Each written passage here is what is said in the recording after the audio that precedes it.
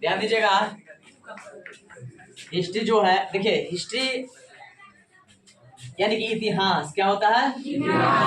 इतिहास। और इतिहास, इति मतलब होता है बीती हुई कहानी को, इति, और हास मतलब कहानी, यानी बीती हुई कहानियों को हम लोग जो पढ़ते हैं उसको क्या कहते हैं? इतिहास कहते हैं। और इतिहास के जो पिता है हेरोडोटस है। इतिहास के जनक यानी पिता किसी को कहा जाता है? हेरोडोटस।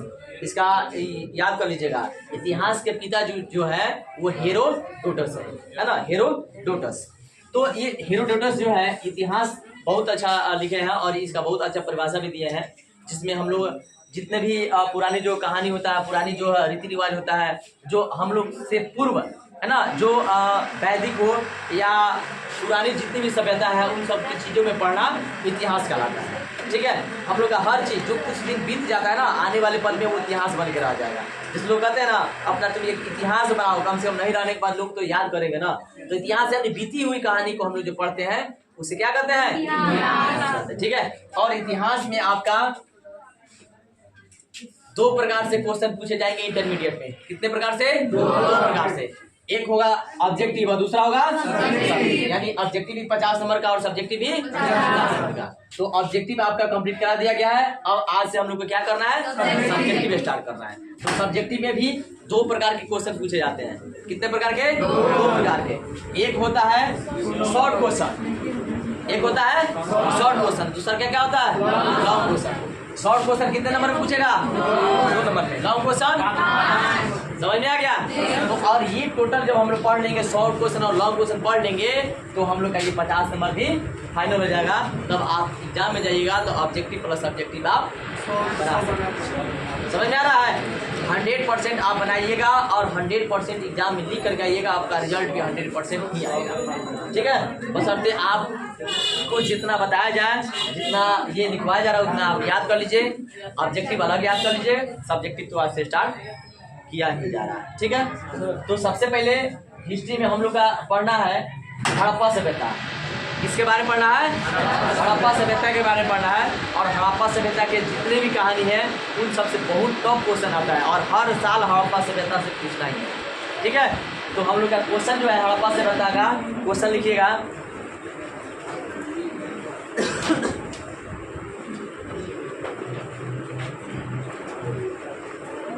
क्वेश्चन है हड़प्पा सभ्यता के क्वेश्चन, हड़प्पा सभ्यता के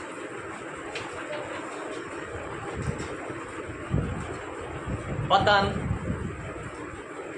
हड़प्पा सभ्यता के पतन के प्रमुख, हड़प्पा सभ्यता के पतन के प्रमुख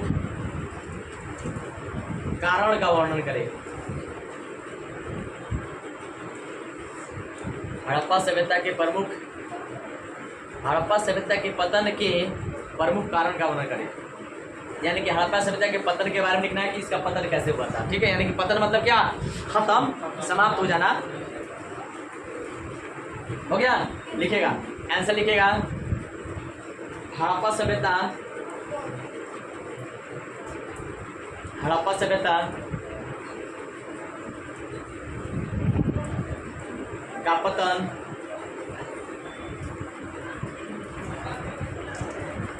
अर्थात हड़प्पा सभ्यता कैसे समाप्त हुई,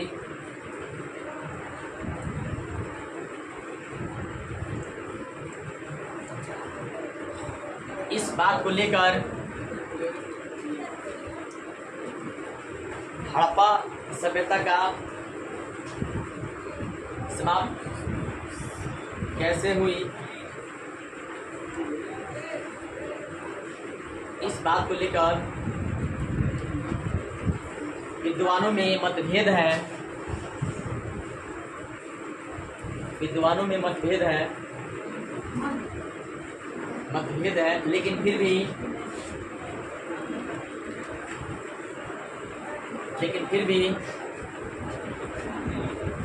इसके पतन के कुछ कारण बताए जाते हैं।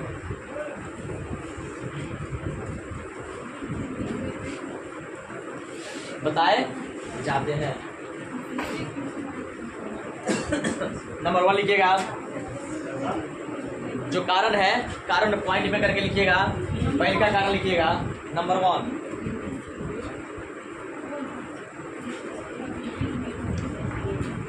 सिंधु क्षेत्र में आगे चलकर, नंबर 1 लिखिएगा, सिंधु क्षेत्र में आगे चलकर वर्षा कम हो गई, वर्षा कम हो गई, जिसके कारण कृषि और पशुपालन में कठिनाई होने लगी।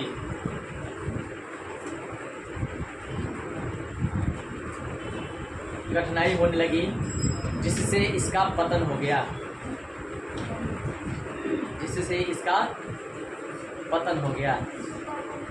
कठिनाई होने लगी, जिसके कारण इसका पतन हो गया।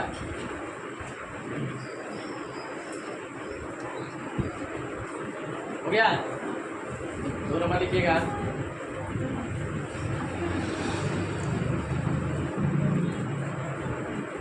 दो नंबर पॉइंट लिखिएगा। कुछ विद्वानों का कहना है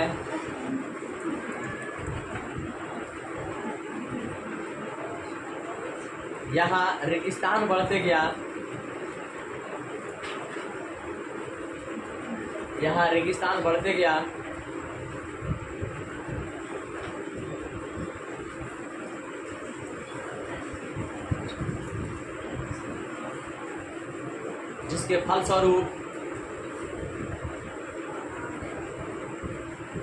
जिसके फलस्वरूप उर्वरक शक्ति समाप्त हो गई, उर्वरक शक्ति समाप्त हो गई।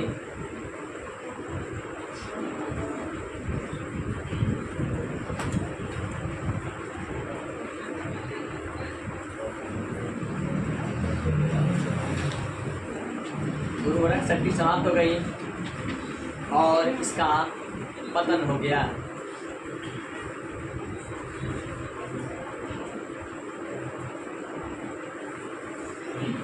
हो गया? आगे पॉइंट लिखिएगा। हाँ,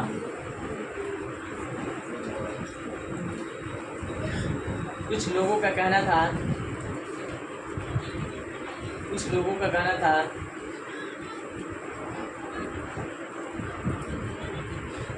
कि यहाँ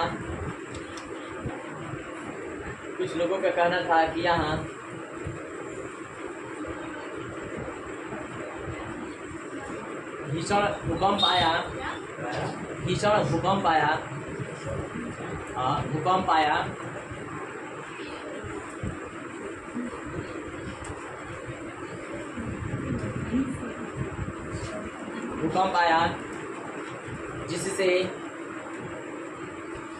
जिससे यहाँ की सारी बस्तियाँ समाप्त हो गई।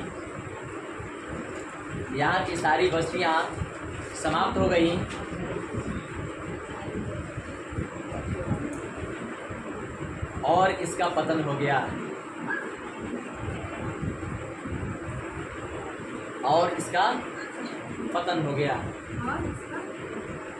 गया। यानी कि खत्म हो गया।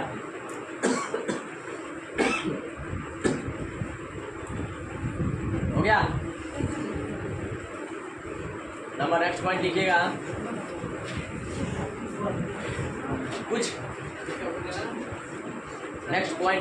कुछ अन्य विद्वानों का कहना था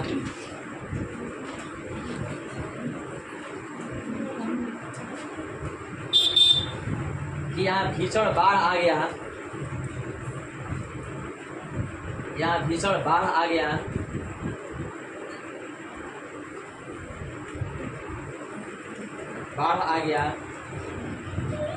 और अधिक बाढ़ आ गया।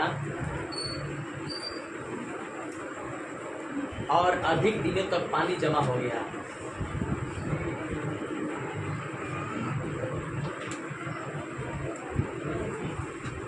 अधिक पानी जमा हो गया, अधिक दिन का पानी जमा हो गया,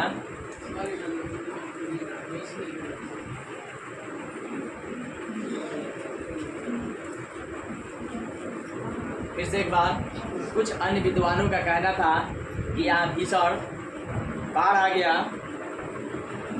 और अधिक दिनों तक पानी जमा हो गया। ठीक है, हाँ फिर से, अधिक दिनों तक पानी जमा हो गया जिसके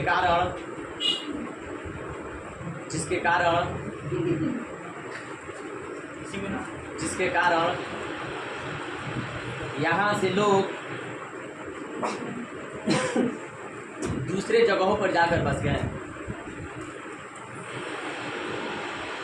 दूसरे जगहों पर जाकर बस गए।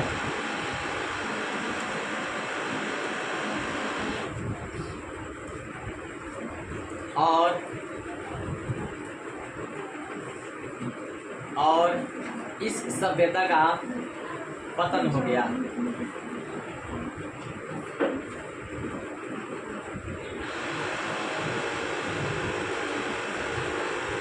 हो गया,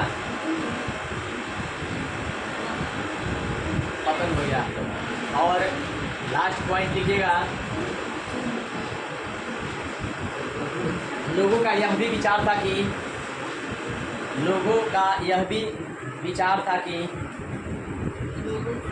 यह भी मानना था या विचार था कि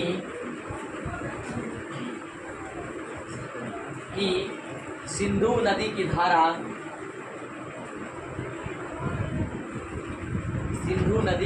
बदल गई, सिंधु नदी की धारा बदल गई और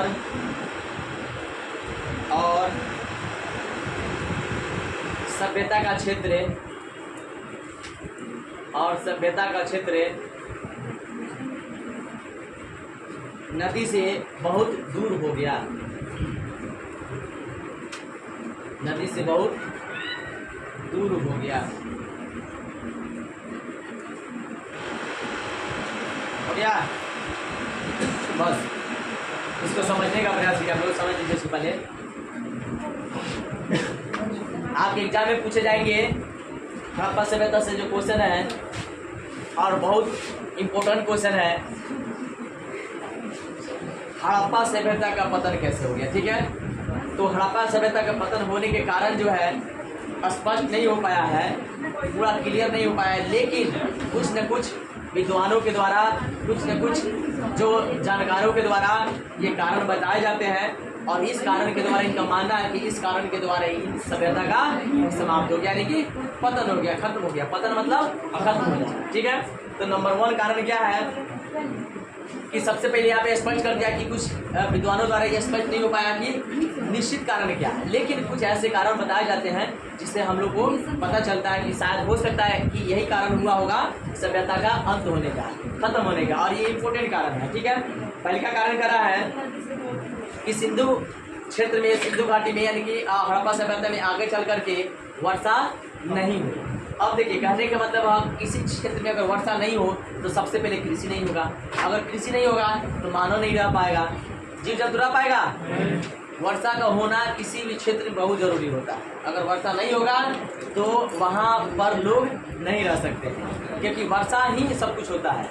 वर्षा से हर जीव संतुष्ट होता है, क्योंकि वर्षा वो चीज़ होता है जो कि हमारे फसल को उगाने का काम करता है। आज के डेट में देखिए, अगर फसल हम लोग अगर रुपए हैं, अगर वर्षा नहीं हो तो फसल हो पाएगा, और जिस एरिया में फसल नहीं होगा वहाँ पे मानव रह पाएगा, नहीं रह पाएगा। पशुपालन नहीं होगा, मानव नहीं रह पाएगा, जीव नहीं रह पाएगा, तो फिर उस जगह का अंत होगा कि नहीं होगा, यानी वहाँ से लोग भाग करके दूसरे एरिया में चले जाएंगे। जैसे आप देखा, रेगिस्तान में लोग रहते हैं, नहीं रहते, क्योंकि वहाँ पे पानी का अभाव होता है, तो वहाँ पे लोग नहीं रहते हैं, है ना। तो ये नंबर 1 कारण क्या है, वर्षा नहीं होना। वर्षा नहीं हुआ तो क्या हुआ, पशुपालन में कटाई हुआ, पशुपालन यानी कि मानव में कटाई हुआ, वहाँ पे नहीं रहे, वहाँ से भाग करके दूसरे एरिया में चले गए, और धीरे धीरे उस सभ्यता का क्या हो गया, अंत हो गया, खत्म हो गया। याद रहेगा। अच्छा, नंबर 2 कारण है, कह रहा है कुछ लोगों के मानना है कि यहाँ पे रेगिस्तान धीरे धीरे बढ़ते गया। रेगिस्तान मतलब बालू, अभी बताया बालू जहाँ पे रहेगा वहाँ पे लोग रहेंगे, जहाँ पे सिर्फ रेगिस्तान ही रेगिस्तान है वहाँ पे लोग नहीं रहते हैं, क्योंकि पानी ही नहीं मिलेगा लोग, ठीक है, अनाज होगा तो लोग नहीं रह पाएंगे। कुछ लोगों का कहना है कि यहाँ पे धीरे धीरे क्या हुआ, रेगिस्तान बढ़ते गया, और रेगिस्तान बढ़ने से क्या हुआ, लोग वहाँ से धीरे धीरे धीरे भागते गए भागते गए भागते गए, और एक दिन ऐसा समय आया कि उस सभ्यता का अंत हो गया, पतन हो गया, वहाँ से लोग बिल्कुल ही चले गए दूसरे एरिया में। ठीक है, आगे कह रहा है कि कुछ विद्वानों का कहना ये भी है कि यहाँ पे भीषण भूकंप आया, है ना, यानी कि भयंकर भूकंप आया, और भूकंप आने से वहाँ की बस्ती बहुत सारा समाप्त हो गया। आपको याद होगा जब भूकंप आया था काठमांडू में, याद है? नहीं याद है? कब आया था? 14 में, अप्रैल महीने में आया था, है ना, 24-25 के लगभग में शायद आया था। बहुत ही काफी भयानक भूकंप आया था, सब आपको याद भी होगा, है ना। उस समय लोग जो है इतना न हिल गए थे ना, इतना न हिल गए थे कि सारे लोग मतलब भूकंप के बाद भी डगमगा गए थे। कारण क्या था कि भूकंप आया था ना तो लोगों का दिमाग हिला दिया था, और लगातार 2-3 दिन तक 2 बार 3 बार झटका आया, और काफी झटका आया था, बहुत भयानक झटका हुआ था। उसमें ऐसा भी सिचुएशन हो गया था लोगों के साथ कि माइंडली स्थिति खराब हो गई थी लोगों की, है ना। बहुत ऐसे भी मतलब कि माइंडली स्थिति खराब होने का मतलब ये है कि थोड़ा सा भी अगर पानी में कहीं मेढक अगर कूद गया ना, संजोग से पानी हिल गया, अरे बाप रे बाप, भूकंप आ गया। कौवा बैठ के अगर उड़ गया तार पर से ना, अरे बाप रे बाप, तार हिल रहा है ना। लोग एकदम हिल गए थे, कांप गए थे, बिल्कुल ही मतलब ऐसे एक डर बन गया था ना कि लोग के अंदर लग रहा था कि बाप रे बाप, शायद कुछ हिल गया तो भूकंप का ही ख्याल आता था। और तो और रात में संजोग से सोए हैं, खूब गहरी नींद में सोए हैं, एकदम खूब मस्ती में सोए हैं, अब बिल्ली ढबाक दे कूदी है, एकदम, है ना, भूकंप आ गया। लोग घर से भाग करके, बहुत लोग जो है फील्ड में जो है बेतिया रामना में भाग कर गए थे भूकंप के दिन, है ना। उस समय किसी को धन संपत्ति का चिंता नहीं था, सारे लोग को जान की चिंता था। इसलिए कहा जाता है धन संपत्ति बड़ी चीज़ नहीं होती है, बड़ी चीज़ वो होती है जो आपका शरीर है। तो शरीर पे ज़्यादा ही विशेष रूप से ध्यान देना चाहिए, है ना। सारे लोग भाग करके कहाँ चले गए थे, रामनाथ फील्ड में, सब लोग घर छोड़ के बाहर। भूकंप, अरे तुम लोग याद है ना, भूकंप पे सारे लोग घर से बाहर आ गए थे। धन संपत्ति कितना लूट ले गया कौन, कुछ मतलब नहीं है, ले जा लूट के, लेकिन शरीर बच जाए, जान बच जाए, जान प्यारा, जान है तो जहान है ना, जान है तो ही ना जहान है। ऐसे सिचुएशन आ गया था, है ना। तो भूकंप वहाँ पे भी ऐसे भूकंप आया कि वहाँ से लोग भाग करके कहाँ चले गए। आज भी देखिएगा काठमांडू, जहाँ पे भूकंप आया था ना काठमांडू में, वहाँ बहुत बस्ती इतना ना तबाह कर दिया, समाप्त हुआ कि वहाँ से बहुत लोग डर करके भाग करके दूसरे क्षेत्र में चले गए। देखा ना कैसे घर वो टूटा हुआ था भूकंप के कारण, तो वहाँ से लोग भाग करके दूसरे एरिया में चले गए, क्योंकि केंद्र, जहाँ पे केंद्र होता है ना, वहाँ पे लोग नहीं रहते कि बार बार भूकंप आते रहता। ठीक है, तो एक कारण ये भी बताया जाता है। अच्छा, उसके बाद है कुछ लोगों का ये भी कहना है कि वहाँ पे भीषण बाढ़ आया, पानी आ गया। मान लीजिए कि हम लोग पखना में है, नदी टूट जाएगी, तो नदी टूटने की वजह से क्या होगा, पूरा बाढ़ आ जाएगा। और एक चीज़ आप लोग याद कीजिए, शायद आप लोग छोटे होंगे, बचपन में होंगे, जब बाढ़ आया था 2002 के करीब में, तो यहाँ से लोग जो है जन्म नहीं हुआ था। तुम लोग 50 साल के बैठा हुआ कर